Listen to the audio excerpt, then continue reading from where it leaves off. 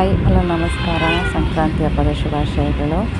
ಇವತ್ತು ಶ್ರೀ ಗುರು ಸಿದ್ದರಾಮೇಶ್ವರ ಜಯಂತಿಯ 825ನೇ ವರ್ಷದ ಜಯಂತಿಗೋಸ್ಕರ ಬೆಂಗಳೂರು ಅರಮನೆಯಲ್ಲಿ ಆಯೋಜಿಸಲಾಗಿತ್ತು. ಆ ಕಾರ್ಯಕ್ರಮದಲ್ಲಿ ನಾನು ಪಾಲ್ಗೊಂಡಿದ್ದೆ. ಅದೇ ಮಹೋತ್ಸವಕ್ಕೋಸ್ಕರ ಇವಾಗ ಹೋಗ್ತಾ ಇದ್ದೀವಿ. ಇದು ವರ್ಷದಲ್ಲಿ ಒಮ್ಮೆ ನಡೆಯುವಂಥದ್ದು.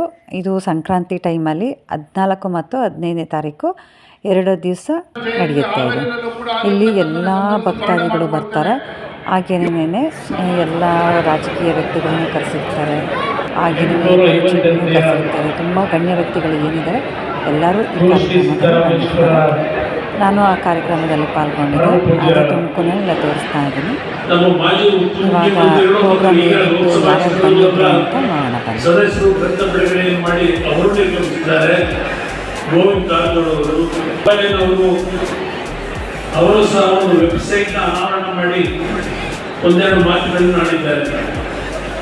ಹಾಗೂ ವೇದಿಕೆ ಮೇಲೆ ಈ ಒಂದು ಕಾರ್ಯಕ್ರಮದಲ್ಲಿ ಭಾಗವಹಿಸಿರ್ತಕ್ಕಂಥ ಎಲ್ಲರನ್ನ ಮಾಡಬೇಕಾಗಿ ನೋಡ್ಕೊಳ್ತಾ ಇದ್ದೇನೆ. ಅಧ್ಯಕ್ಷರು, ಕಾರ್ಯದರ್ಶಿಗಳು ಮತ್ತು ಶ್ರೀ ಕೆ ವೆಂಕಟ ಪ್ರಸಾದ್ ಹಾಗೆ ಎಸ್ ಸಿ ಡೈ ಅವರ ಪರಿಚಯವನ್ನು ಮಾಡಿಕೊಂಡಿದ್ದಾರೆ. ಶಶಿಕಲಾ ದೇವರಾಜ್ ಅವರು ಕುಮಾರಸ್ವಾಮಿ ಅವರಿಗೆ ಒಂದು ಪ್ರೀತಿಯ ಚಪ್ಪಾಳೆಯೊಂದಿಗೆ ನಲ್ಮೆಯ ವಂದನೆಗಳು, ಜೊತೆಗೆ ಸನ್ಮಾನ ಸಮಾರಂಭವನ್ನ ನೆರವೇರಿಸಿ ತರುವಾಯ ತೆರಳಬೇಕು.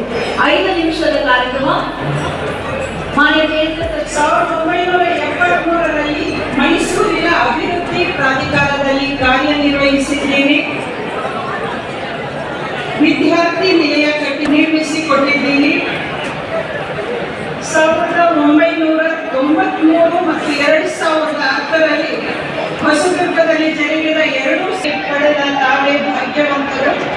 ಕಾರ್ಯಶೀಲರು ನಮಗೆ ಹೆಮ್ಮೆ ಎನಿಸುತ್ತಿದೆ.